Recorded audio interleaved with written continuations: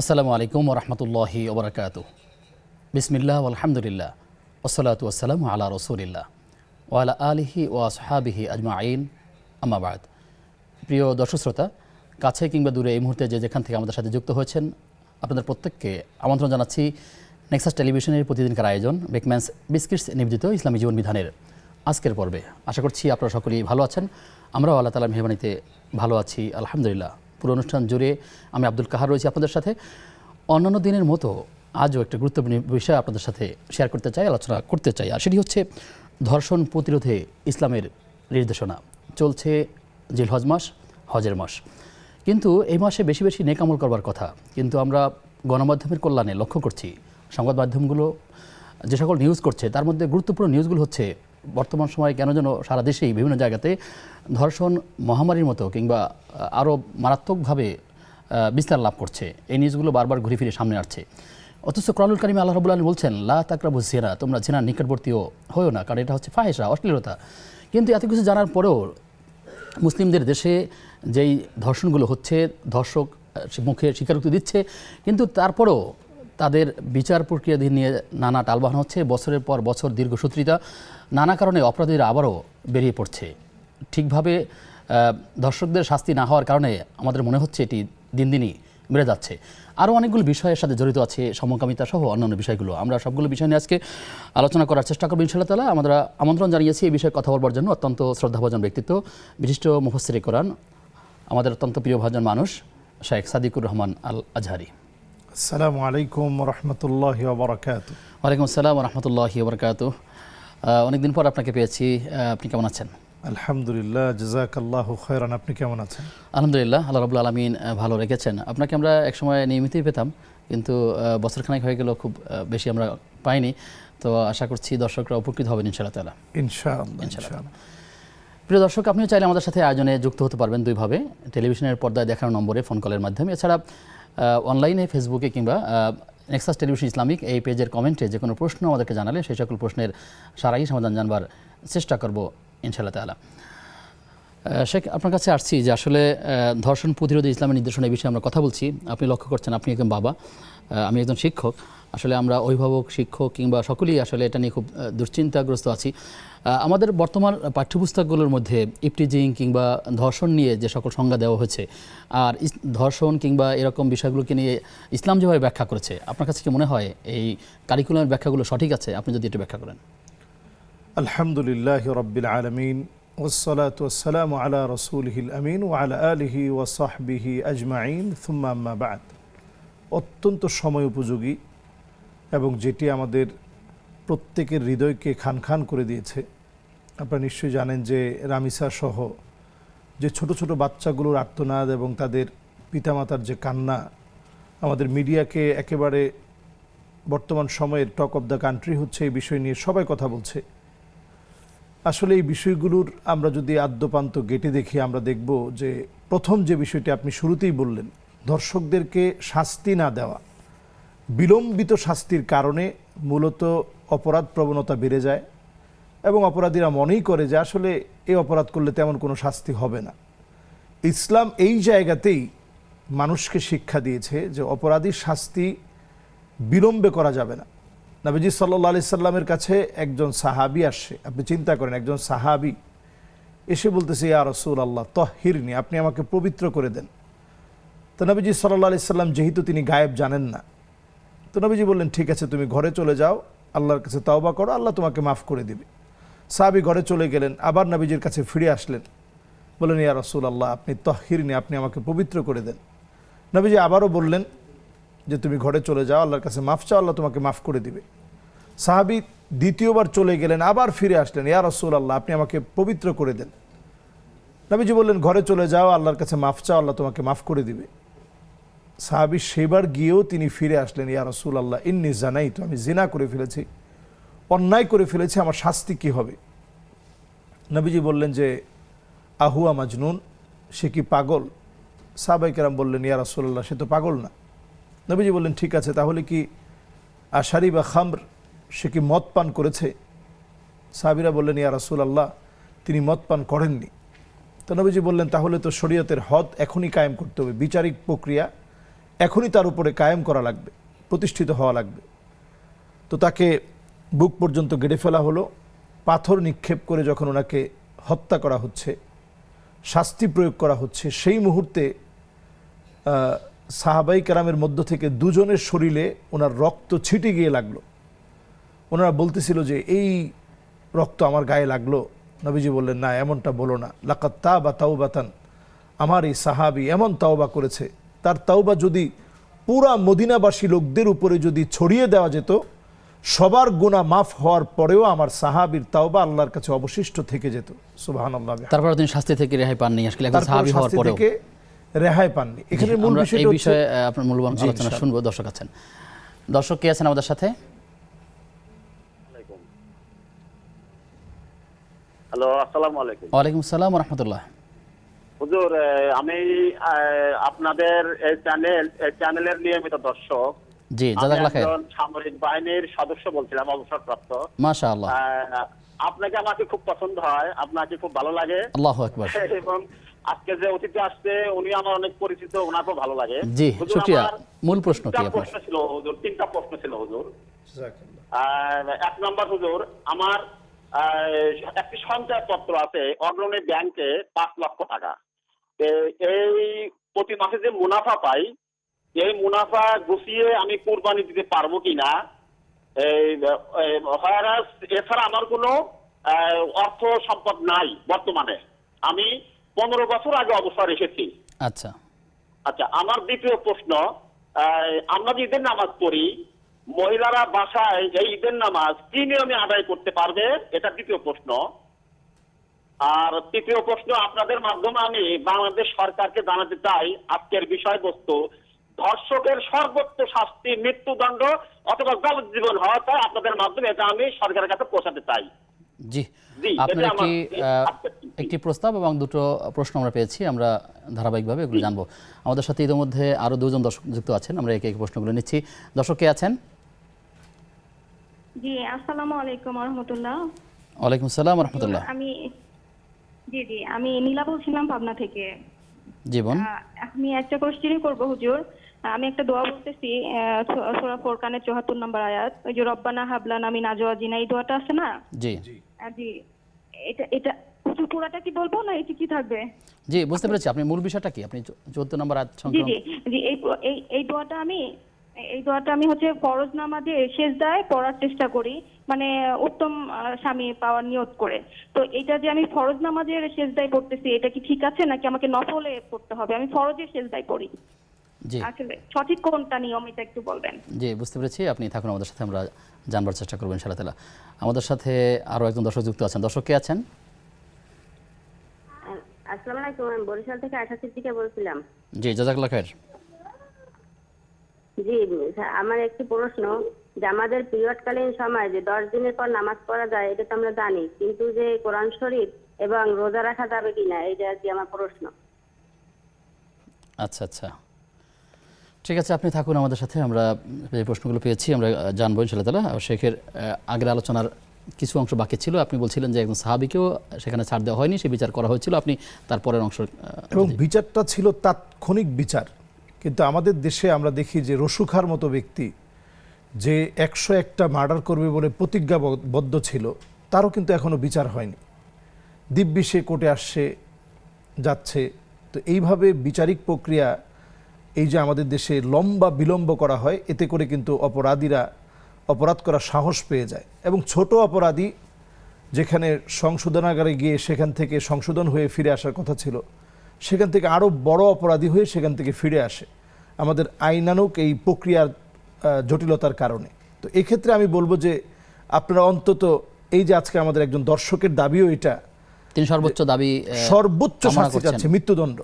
এবং বাংলাদেশেও কিন্তু আইন বলে যে এই জাতীয় কর্মকাণ্ড যারা ঘটাবে তাদের কিন্তু শাস্তি মৃত্যুদণ্ড। এ ব্যাপারে কোরআনুল হাদিসের মধ্যে কি বলা আছে যদি আপনি? কোরআন স্পষ্ট এই ব্যাপারে, কোরআন তো এই ব্যাপারে স্পষ্ট, এবং হাদিসও এই ব্যাপারে বক্তব্য একেবারে স্পষ্ট। নবীজি সাল্লাল্লাহু আলাইহি সাল্লাম হাদিসের মধ্যে স্পষ্ট বলছেন যে একজন মুসলিম তো সে, আল মুসলিমু মান সালিম আল মুসলিমুনা মিন লিসানি ওয়া ইয়াদিহি, যে লোকটা মুসলিম নিজেকে মনে করবে তার হাত থেকে অন্যজন রেহাই পেতে হবে।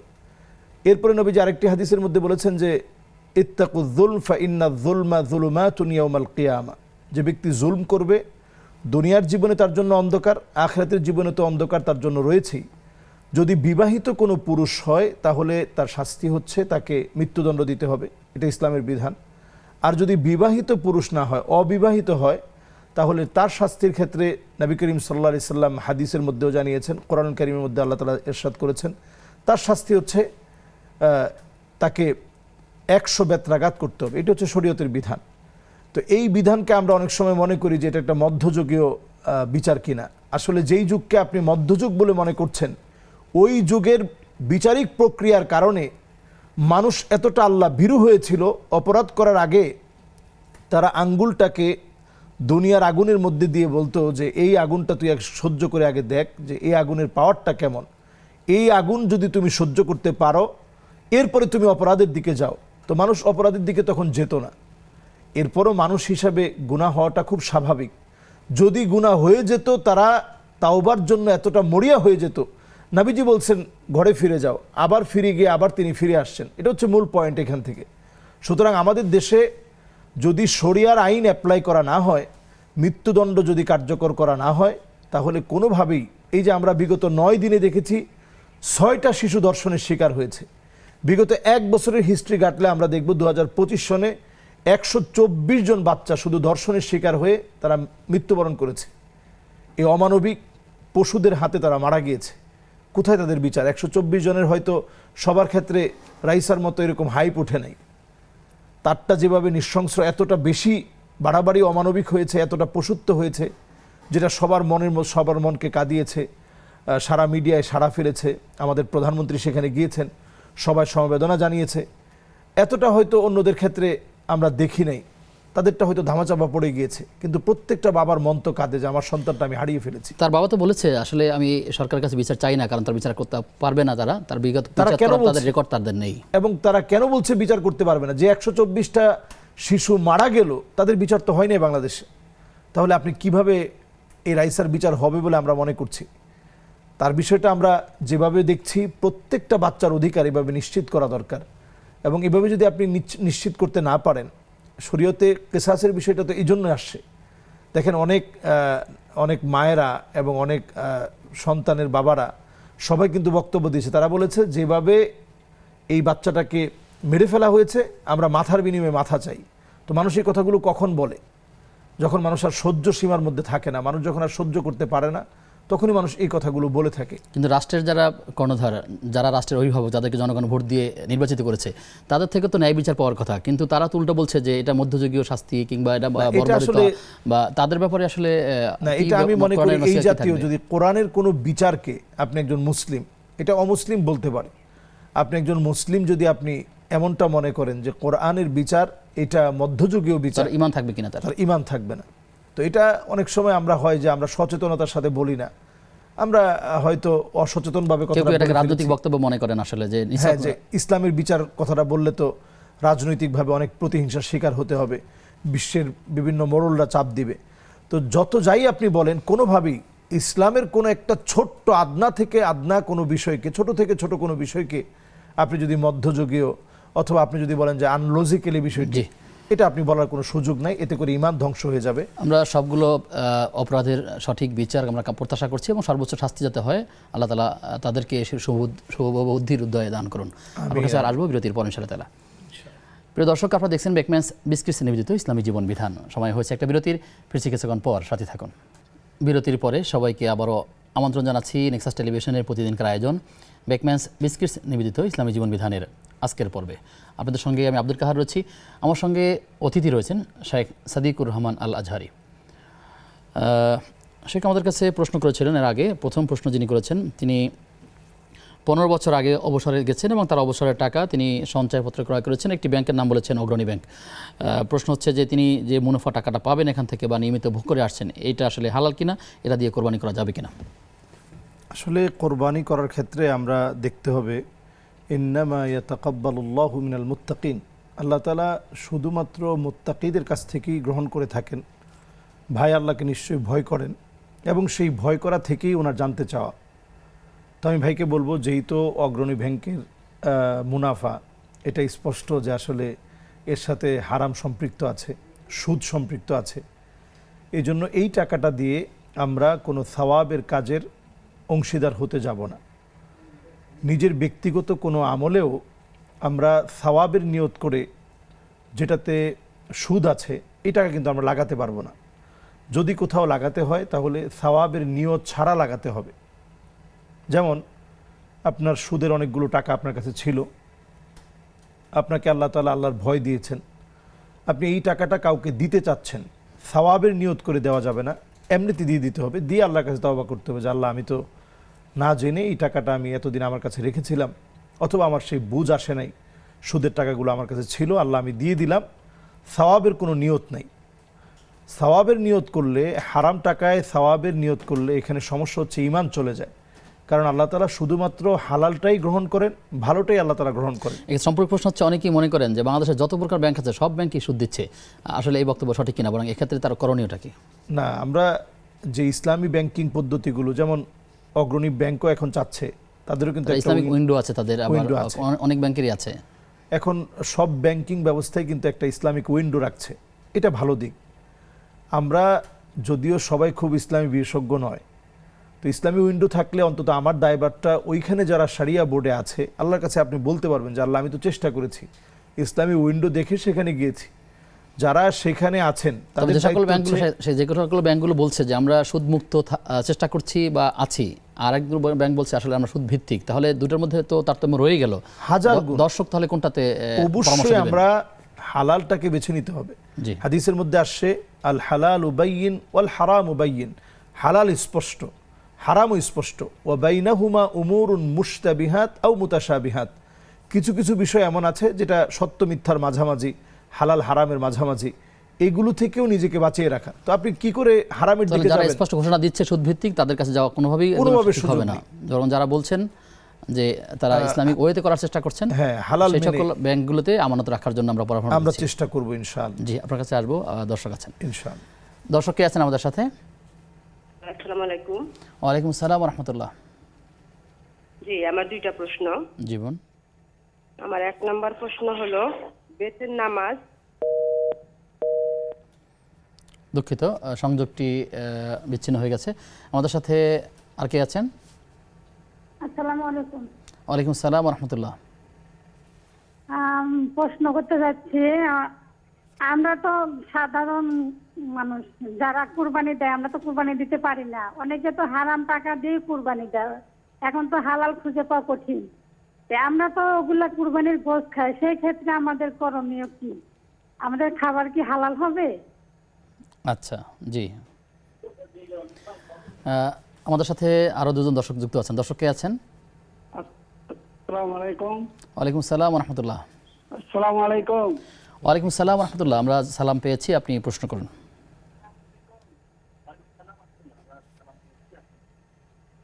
দর্শক শুনতে পাচ্ছেন? আমার প্রশ্ন হলো যে ধান এবং ভুট্টার যে ওসর দেই, সেই ওসরে বিক্রি করে তার টাকা কি মাদ্রাসায় বা মসজিদে দান করা যাবে?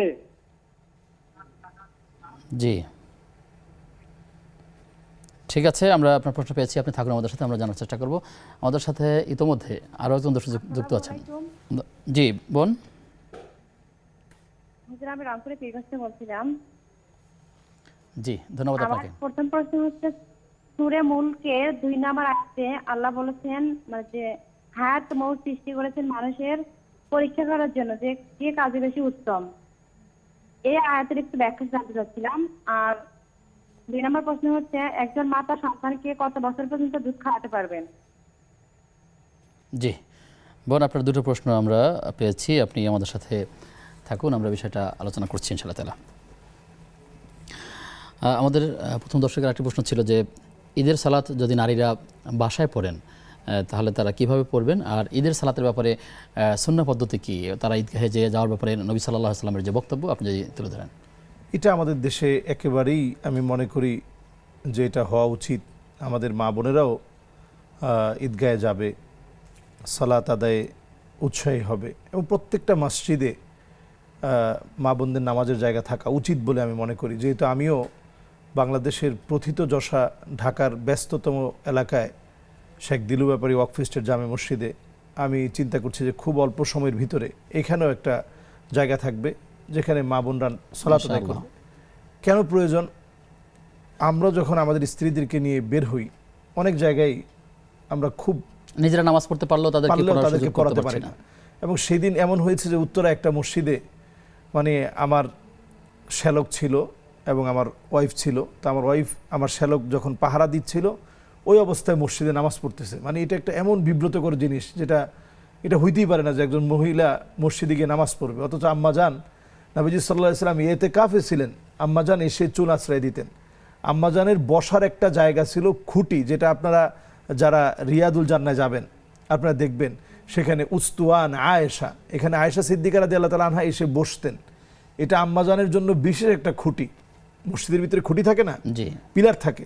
তো সেই জমানায় যে খেজুর গাছের যে খুঁটিগুলো ছিল তার একটা যেটা আম্মাজানের জন্য নির্দিষ্ট ছিল, আম্মাজান এই জায়গায় এসে বসতেন।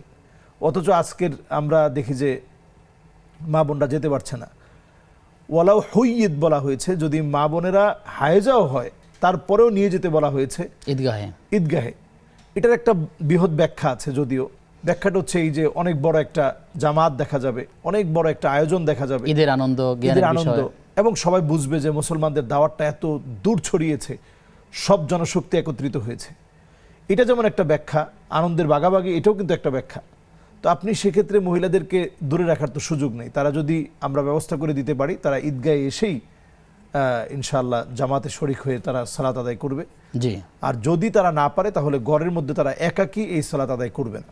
কেউ বলছেন যে বাসায় যদি কেউ পড়তে চায় ঈদের তাহলে 2 রাকাত নফল পড়তে পারে, এর ব্যাপারে কি কোনো বিষয় আছে? 2 রাকাত নফল যদি তারা পড়তে চায় ঈদের দিন এটা তো পড়তে পারে। যে ঈদগাহে যাওয়ার সুযোগ তার ছিল না, 2 রাকাত নফল পড়লো, আল্লাহকে দোয়া করলো, এটা সুযোগ আছে। হারাম ওয়াক্ত ছাড়া যে কোনো সময়ে সে কিন্তু নফল সালাত আদায় করতে পারে। জি, শুকরিয়া আপনাকে। প্রশ্ন করেছেন আমাদের বোন নিয়মিত দর্শক নীলা, তিনি বলেছেন যে সূরা ফুরকানের 74 নম্বর আয়াতের রব্বানা হাবলানা, যে তিনি যে দোয়াটা করছেন উত্তম স্বামী পাওয়ার জন্য, আসলে এটি তিনি ফরজ সালাতে এই দোয়াটা করতে পারেন কিনা নাকি শুধু নফলই করবেন? ফরজ সালাতটা হচ্ছে আল্লাহ তাআলার পক্ষ থেকে একেবারে ম্যান্ডেটরি বিষয়।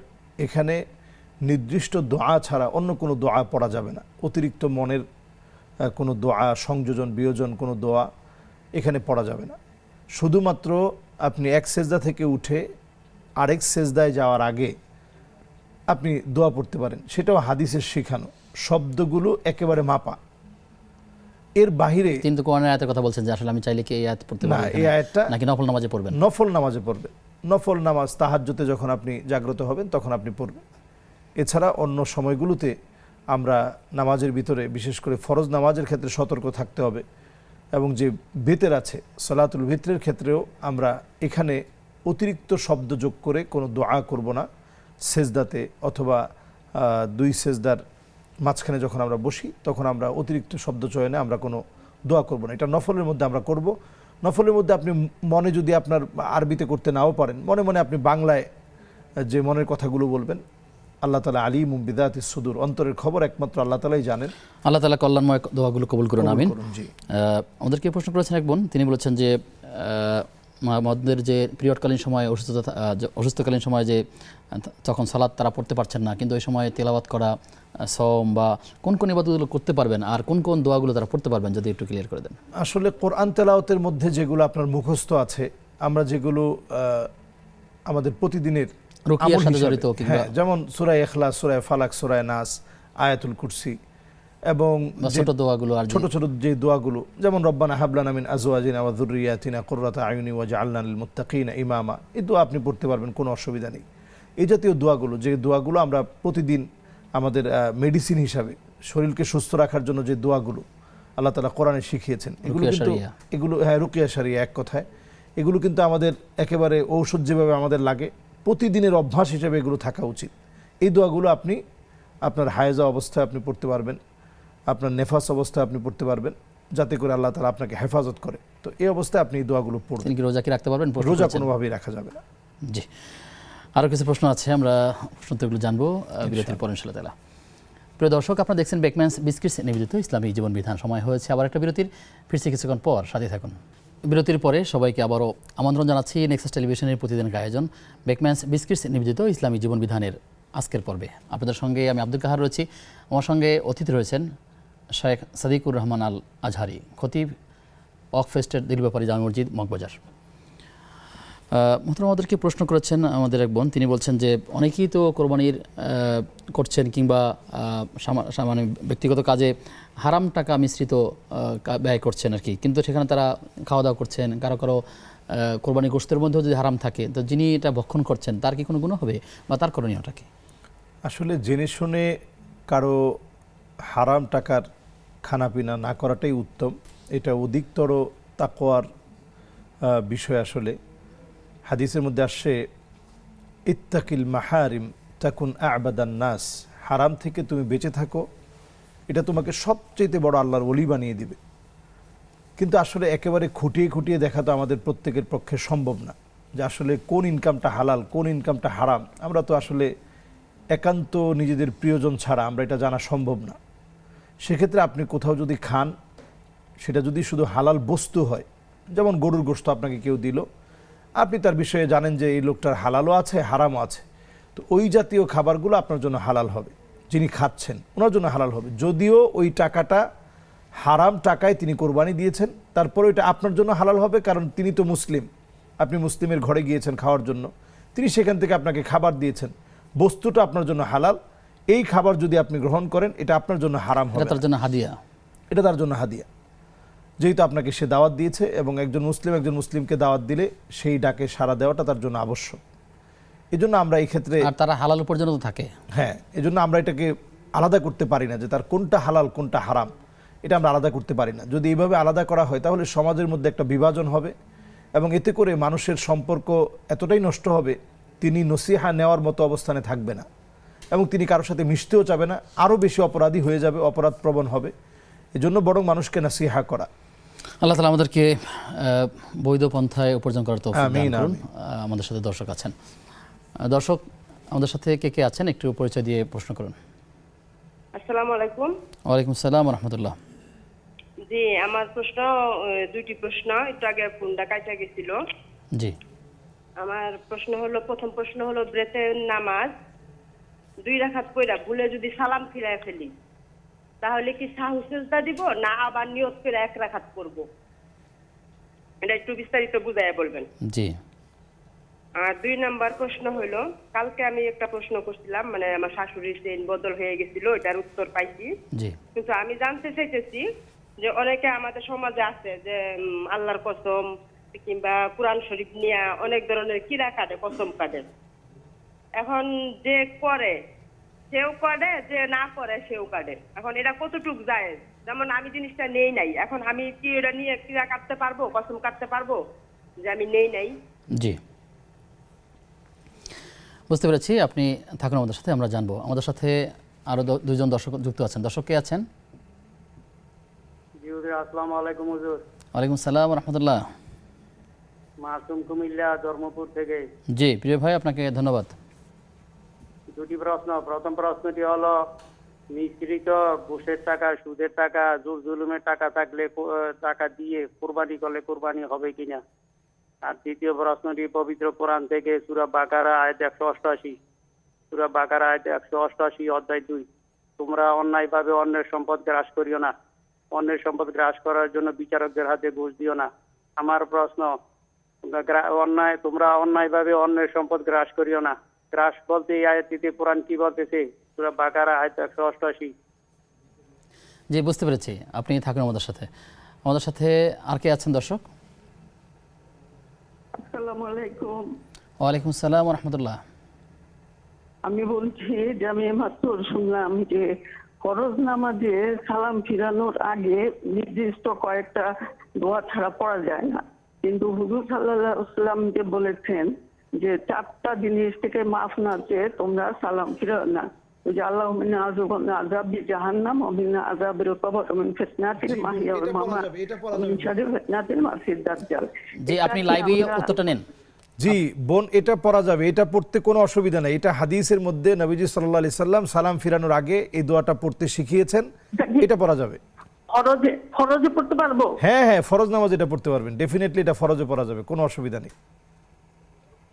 আচ্ছা আচ্ছা, ধন্যবাদ। জি, জাযাক। আপনাকেও ধন্যবাদ, জাযাক শুকরিয়া।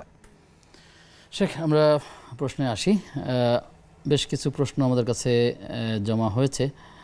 সেই প্রশ্নের মধ্যে এমনটি আছে যে আমাদের একজন ভাই বলেছেন যে ধান এবং ভুট্টা যে ফসল, এই ফসল থেকে তিনি যে ওসর পেয়েছেন, এটা বিক্রি করে কোনো মাদ্রাসা বা এতিমখানে দেওয়াতে কোনো ত্রুটি সমস্যা আছে কিনা, তিনি এই ওসরটাকে কিভাবে মেন না করছেন না, যায় না। ওষুধটা যেটা মানে উনি বলতে চেয়েছেন যে এই ওষুধটা তিনি মাদ্রাসা মসজিদে দিতে পারবে কিনা। না, কারা ওষুধটা- হক এটা? হ্যাঁ, এটার হকদার যারা, জাকাতের হকদার যারা, তাদেরকে শুধুমাত্র আপনি দিতে পারবেন, কারণ এটা হাক্কুন লিসাইলি ওয়াল মাহরুম। আল্লাহ তাআলা বঞ্চিত মানুষের একটা লিস্ট আল্লাহ তাআলা দিয়েছেন, ইন্নামাস সাদাকাত লিল ফুকারা ওয়াল মাসাকিন। এখানে যে আয়াতে কারিমার মধ্যে পুরো চার্টটা দেওয়া আছে, এই চার্টের বাহিরে আপনি এটা মসজিদ বিনির্মাণে দেওয়া যাবে না, মাদ্রাসার নির্মাণে আপনার দেওয়া যাবে তওবা না। 7 নম্বর আয়াতের মধ্যে জাকাতের খাতের উল্লেখ আছে। হ্যাঁ হ্যাঁ, তো আপনি শুধুমাত্র এখানে যাদের কথা উল্লেখ রয়েছে তাদেরকে দিতে পারবেন, আপনার নিকটবর্তী আত্মীয় লোকেরা স্বজনকে। সাধারণভাবে চিন্তা করে যে সকল মাদ্রাসাগুলোতে ইয়াতিম বাচ্চারা থাকে, অসহায় দরিদ্র বাচ্চারা থাকে, তাদেরকে দিবেন, তাদেরকে দিবেন। যদি অনেক সময় সরাসরি তারা এই কথাগুলো বলছেন না, কিন্তু মাদ্রাসার কথা বলছেন। আসলে মাদ্রাসা বলতে তো যেখানে ইয়াতিমরা বসবাস করছে কিংবা হ্যাঁ, মিসকিনরা মানে বসবাস করছে। কাফালাতুল আইতাম বা ইয়েতিমদেরকে যারা অভিভাবকত্ব হিসেবে দায়িত্ব নিয়েছেন, তাদের সেখানে ইয়েতিমদের ব্যয়ভার বহনে লিল্লা বোর্ডিংয়ে এই টাকা দেওয়া যাবে। লিল্লা বোর্ডিংয়ের খাবার খরচ, বাচ্চাদের যদি পোশাক পরিচ্ছদ কিনে দেয়, খাতা কলম বইপত্র যা কিনে দেখ, অথবা তাদেরকে মালিক বানিয়ে দিলে কোনো অসুবিধা নেই, এক্ষেত্রে আপনি দিতে পারবেন। ভবনের কোনো কল্যাণে এই টাকা ব্যয় করা যাবে না, মসজিদের বিনির্মাণে এই টাকা কোনোভাবেই ব্যয় করা যাবে না। জি, শুকরিয়া। আমাদের এক বোন প্রশ্ন করেছেন যে তিনি সূরা মুলকের বরাত দিয়ে তিনি বলেছেন যে সেখানে 2 নম্বর আয়াতে বলেছেন যে হায়াতের মালিক হচ্ছে আল্লাহ তাআলা, মানে আল্লাযী খালাকাল মাউতা ওয়াল হায়াতা লিয়াবলুয়াকুম, এই যে এখানে আইয়ুকুম পরীক্ষার কথা আহসানু বলেছেন, আমালা। জি, আসলে এই পরীক্ষা বলতে আসলে কি বোঝানো হয়েছে? খুবই চমৎকার একটি প্রশ্ন বলে আমি মনে করছি। আল্লাহ তাআলা দেখতে চান আইয়ুকুম আহসানু আমালা। দুনিয়ার জীবনে পরীক্ষা আসবে না, পরীক্ষা হবে না, এটা কারো জীবনে হবে না। প্রত্যেকটা মানুষের জীবনে পরীক্ষা আসবে। প্রশ্নপত্রটা হয়তো ভিন্ন ভিন্ন রকমের, এক একজনের প্রশ্নের সাথে আরেকজনের প্রশ্নের কোনো মিল নেই। তার মানে হচ্ছে কেউ হয়তো চাকরির অভাবে আছে, কেউ হয়তো ভালো একটা জায়গায় বিয়ে করতে পারছে না, কারো হয়তো সন্তানটা অসুস্থ, কেউ হয়তো নিজেই অসুস্থ। আপনি প্রত্যেক জনের ক্ষেত্রে আপনি এটা দেখবেন যে আমার পায়ে হয়তো সুন্দর একটা জুতা আছে, অথবা এমন হতে পারে যে আমার জুতাটা হয়তো সেলাইযুক্ত, আমি মুচির কাছে গিয়ে আমি জুতাটা সিলিয়ে এনেছি, অথচ এমন অনেক মানুষ আছে যার পাই নেই। আমার হয়তো একটু কষ্ট হচ্ছে অর্থের অভাবে। তো এই পরীক্ষাগুলো আল্লাহ তাআলা নেন কেন? দুনিয়ার জীবনে আপনি দেখবেন যদি প্রশ্নটা একেবারে সহজ হয়, তাহলে বোর্ড ওইবার বলে দেয়া থাকে যে এবার যেহেতু প্রশ্নটা একেবারে সহজ হয়েছে, কাজে আপনি খাতাগুলো একটু হার্ডভাবে দেখবেন, না হলে রেজাল্টটা অন্যরকম হয়ে যাবে। আবার যে বছর প্রশ্নটা একেবারে কঠিন হয়, ওইবার বলে দেওয়া থাকে যে এবার একটু সহজভাবে দেখবেন, যাতে করে ছাত্ররা মোটামুটি রেজাল্ট করতে পারে, অন্তত যেন পাশ করে ভালো একটা রেজাল্টের দিকে যেন যেতে পারে। তো আল্লাহ তাআলা এটা দেখতে চান যে লিয়াবলুয়াকুম আইয়ুকুম আহসানু আমালা। এই পরীক্ষার পড়ার পরে তোমাদের অবস্থান কেমন হয়েছে, এই পরীক্ষা আল্লাহ তাআলা এইভাবে নিবেন। আসাদ্দুন নাসি বালাআন আল আম্বিয়া সুম্মাল আমসাল ফাল আমসাল। নবী আম্বিয়া আলাইহিমুস সালাম সবচেয়ে বড় পরীক্ষা দিয়েছেন। এই যে হজের মৌসুম চলছে, আপনি একটু চিন্তা করতে পারেন, 86 বছর পরে ইব্রাহিম আলাইহিস সালামের সন্তান হলো, মরুভূমিতে আল্লাহ রেখে চলে আসতে বললেন, কোন জায়গায়? এই কাবার সামনে। একটা বারের জন্য তিনি দ্বিমত পোষণ করেন নাই। আবার আল্লাহ তাআলা অর্ডার করলেন, তোমার সন্তানকে তুমি জবে করে ফেলো। উনি জবে করার জন্য গেলেন, পরীক্ষার পর পরীক্ষা, পরীক্ষার পর পরীক্ষা। জবে করতে গেলেন, আল্লাহ তাআলা নিজে ডাক দিয়ে বললেন, ওয়ানাদাইনাহু আইয়া ইব্রাহিম কদ সাদ্দাকতার রুইয়া ইন্না কাযালিকা নাজজিল মুহসিনিন। ইব্রাহিম, পূর্ণ হয়েছে, তোমার কাছে যা চেয়েছিলাম আল্লাহ ডাক দিয়ে বললেন এটা পূর্ণ হয়েছে, এইভাবে আমি মুহসিনদেরকে প্রতিদান দিয়ে থাকি। সুতরাং দুনিয়ার জীবনে পরীক্ষা এটা শুধুমাত্র ওই জায়গায় আল্লাহ তাআলা আপনাকে দেখতে চান যে জায়গায় হয়তো আপনি আপনার আমল দিয়ে যেতে পারছেন না। আল্লাহ তাআলা ছোট্ট একটা পরীক্ষা নিয়ে আপনাকে ওই জায়গায় পৌঁছিয়ে দেন। আমরা অনেক সময় পরীক্ষা আসলে ঘাবড়িয়ে যাই। অর্থনৈতিক পরীক্ষা হতে পারে, নিজের সন্তানের অসুস্থতা হতে পারে, নিজের অসুস্থতা হতে পারে, একটা চাবিও যদি আপনার কাছ থেকে হারিয়ে যায় এটাও পরীক্ষা। এই যে আপনি যখন চাবিটা হারিয়ে গেল, আপনি একটু হতাশায় খুঁজলেন, আপনার যেমন মোবাইলটা হারিয়ে যাওয়ার পরে আপনার ভিতরে একটা পেরেশানি আসছে, আপনি থানায় গিয়েছেন, জিডিও করেছেন, এই যে আপনি একটু পেরেশানিতে পড়ছেন, এটা কিন্তু একটা পরীক্ষা।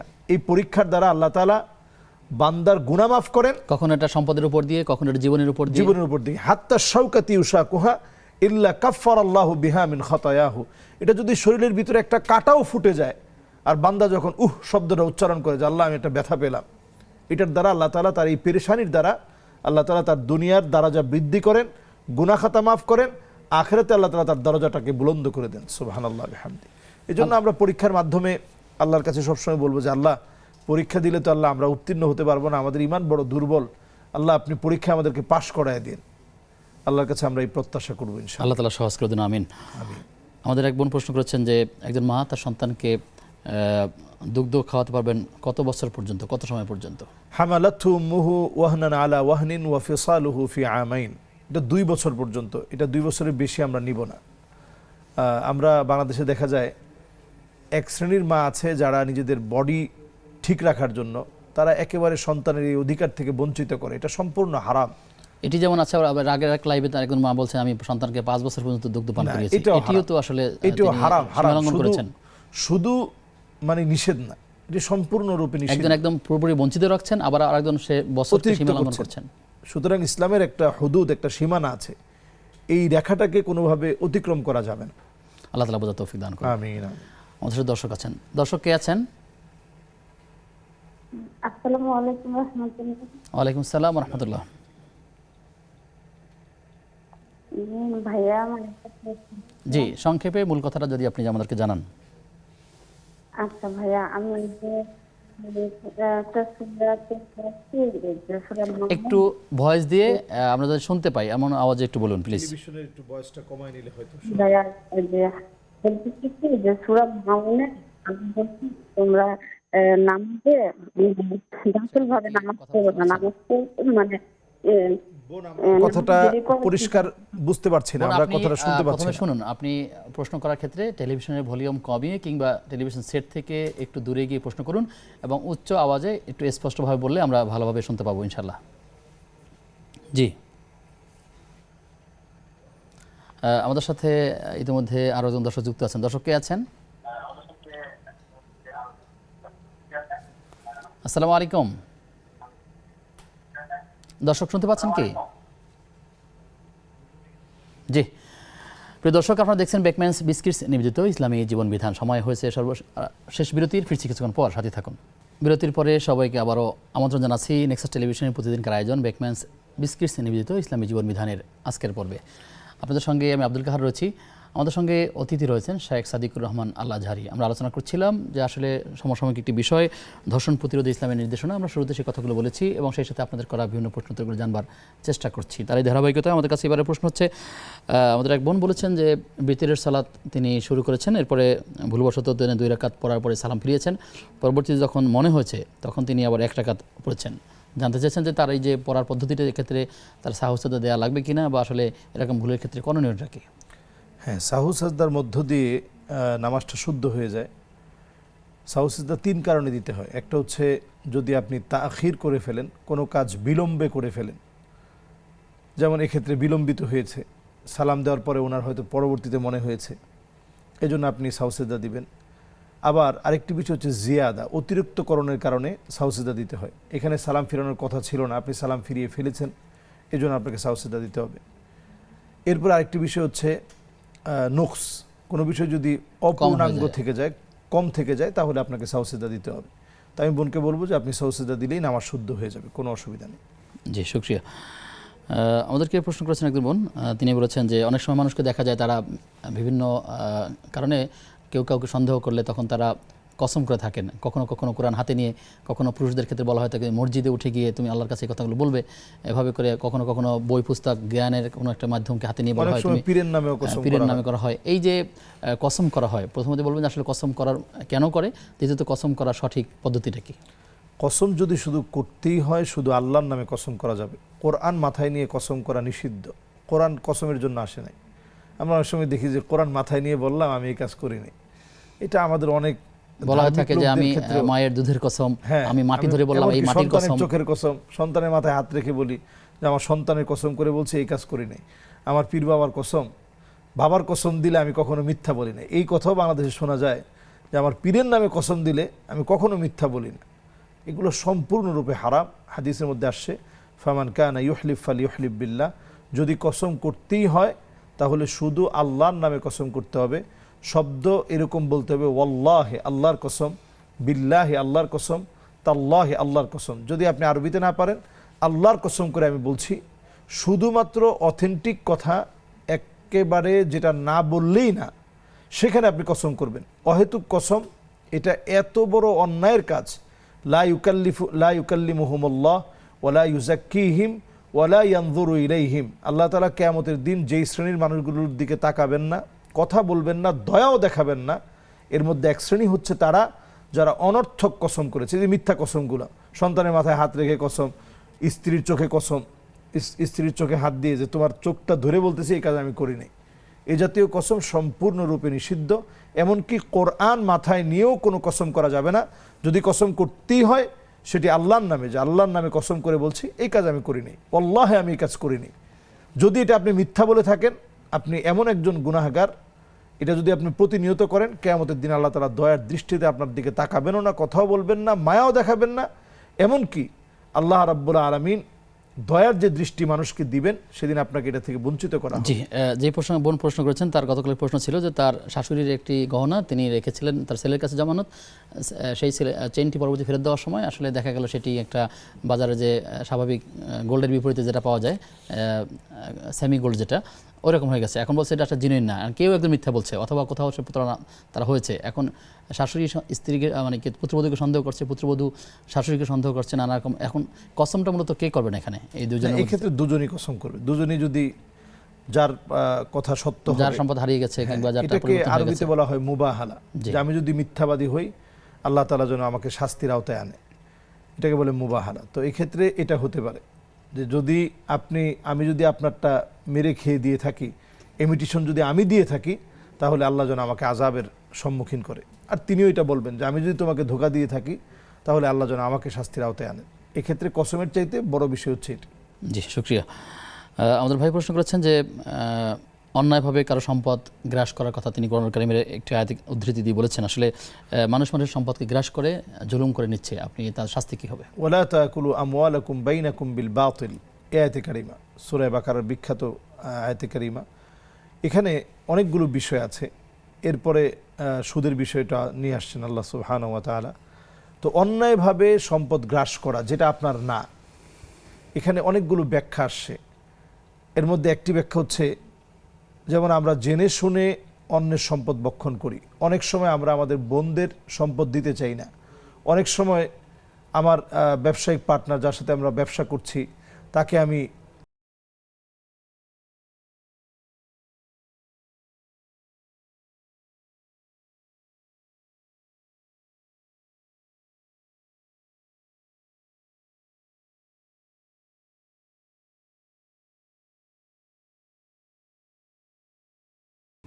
অন্যায়ভাবে যেন কারোর সম্পদ আপনি ভক্ষণ না করেন। যদি এটা কেউ করে তাহলে শাস্তি কি? অনুসিবা লাহু লিওয়াউন ইয়াউমাল কিয়ামা, আল্লাহ তাআলা 70 স্তবক জমিন সেদিন তার গর্দানের উপর আল্লাহ তাআলা উঠিয়ে দিবেন, এবং কিয়ামতের দিন আল্লাহ তাআলা বলবেন যে অনুসিবা লাহু লিওয়াউন ইয়াউমাল কিয়ামা। এটা হচ্ছে তার ওই শাস্তি। সে অন্যায়ভাবে যে সম্পদগুলো ভক্ষণ করেছিল, ভালো সম্পদের সঙ্গে খারাপ সম্পদ যেটা মিশ্রিত করেছিল, এটা সেই সম্পদ সেদিন আল্লাহ তাআলা তার কাঁধের মধ্যে সেটা ঝুলিয়ে দিবেন।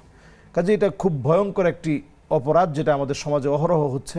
আল্লাহ তাআলা এই আয়াতে কারিমার মধ্যে তার শাস্তি আল্লাহ তাআলা নির্ধারণ করলেন এবং সেটা থেকে নিষেধ করলেন। আল্লাহ তাআলা আমাদেরকে কোরআন থেকে হেদায়েত নসিব করুন, আমিন আমিন। আমিন। আমাদেরকে অনলাইনে প্রশ্ন আছে, মাহফুজা মুস্তাফা আইডি থেকে প্রশ্ন করেছেন যে মুখে উচ্চারণ না করে যদি কেউ জিকির করে তাহলে সওয়াব পাওয়া যাবে কিনা? অবশ্যই সওয়াব পাওয়া যাবে। যিকরের ক্ষেত্রে আল্লাহ তাআলা বলছেন যে আল্লাযীনা ইয়াযকুরুনাল্লাহা কিয়ামান ওয়া কুউদান ওয়া আলা জুনুবিহিম ওয়া ইয়াতাফাক্কারুনা ফি খালকিস সামাওয়াতি ওয়াল আরদ রব্বানা মা খালাকতা হাযা বাতিলা। তো এই আয়াতে কারিমা থেকে বোঝা যায় যে আল্লাযীনা ইয়াযকুরুনাল্লাহা কিয়ামান ওয়া কুউদা, ভালো চিন্তা করলে যদি ভালো সওয়াব হতে পারে। যিকর, এটাও যিকর, ভালো চিন্তা করাটা যিকর। যিকর মানে শুধুমাত্র আপনি সুবহানাল্লাহ, আলহামদুলিল্লাহ, আল্লাহু আকবার মুখে পড়াটাই শুধু যিকর না। রাস্তা থেকে একটা কষ্টদায়ক বস্তু আপনি শেষের দিকে আসছি, আমরা খুব ছোট করে মূল কথাগুলো শুনবো, তাহলে সেটি করা যাবে আর কি। তবে বেশি উচ্চারণ করে পড়লে ফেরেশতারা লিখতে পারেন, বা সেটি তো অবশ্যই এটা এক প্রকারের জিক্র। আল্লাহ স্মরণ, যেমন আপনি কোরআন পড়তেছেন এটাও জিক্র, আমরা এখানে যে আলোচনা করতেছি এটাও জিকিরের মধ্যে অন্তর্ভুক্ত। প্রশ্ন করেছেন যে মা এবং মেয়ে নামাজের সময় পাশে থেকে যদি একজন আরেকজনের কিরাত শুনতে পায় তাহলে নামাজ হবে কিনা? অনেক সময় সন্তানরা পাশে থাকেন, ছোট সন্তানের ক্ষেত্রে তিনিও জোরে জোরে আওয়াজ করে নামাজ পড়ছে, মাও পড়তেছেন, তো একজন আরেকজনটা শুনলে তাতে কোনো নামাজের ক্ষতি আছে? না, আমরা যে নামাজগুলো নিঃশব্দে পড়ি, আর মা বোনদের ক্ষেত্রে আমরা আস্তে আওয়াজে পড়বো, যেটা অন্য না শুনে এমন আওয়াজে। কিন্তু যদি মেয়ে যদি শুনে, যেই নামাজগুলোতে জোরে কেরাতে যে নামাজগুলো আমরা পড়ি, যেমন ফজরের নামাজ, ছোট সন্তানের ক্ষেত্রে আসলে এমনটা হয় অনেক ক্ষেত্রে, এটা হতে পারে, কোনো অসুবিধা নেই। এতে করে সে হয়তো তার বিঘ্ন ঘটবে না, মনে করবে মা আমার পাশে আছে। জি। একজন প্রশ্ন করেছেন মিরাজ সম্পর্কিত প্রশ্নের উত্তর দেওয়া টেলিভিশন ঠিক নয় কেন, যদি আপনি বলেন। না, আসলে এটা একটু যোগ বিয়োগের ব্যাপার আছে, হুট করে এটা বলা যায় না। কারণ এখানে আপনার যখন সম্পত্তির ভাগযোগ আছে, একেবারে ঠিক আমরা যোগ বিয়োগ যেভাবে করি এভাবে করতে হয়, এটা হুট করে বলার বিষয়। স্থানীয় কোনো আলেমের থেকে বিষয়গুলো জেনে নেবেন। সর্বশেষ বিষয় যদি আপনি বলেন যে আমরা ধর্ষণ প্রতিরোধী ইসলামের যে নির্দেশনা, সেখানে কোনো কথা আপনি বলার বাকি ছিল কিনা, আমরা শেষ করে দেব। জি, আমরা আজকের এই অনুষ্ঠান থেকে পরিষ্কারভাবে বলতে চাই, রাইসা সহ যতগুলো বাচ্চা দুনিয়া থেকে বিদায় নিয়েছে অনতিবিলম্বে, যারা অসুস্থ আছে এরকম ঘটনা, যারা অসুস্থ আছে হয়তো মুখ খুলতে পারেনি, প্রত্যেকের শাস্তি নিশ্চিত করা, এবং সেটা যদি বাংলাদেশের আইনে হয় তাহলে অন্তত মৃত্যুদণ্ড কার্যকর করা দর্শকের জন্য, যারা আরেকজনকে মেরে ফেলেছে। আর যারা এই জাতীয় কর্মকাণ্ডে জড়িত হয়েছে অথবা চেষ্টা চালিয়েছে, ধর্ষণ চেষ্টা করেছে, প্রত্যেককে যাবজ্জীবন কারাদণ্ড দিয়ে শুধুমাত্র এটা যেন শেষ না হয়, এটা যেন চূড়ান্ত শাস্তি হয়।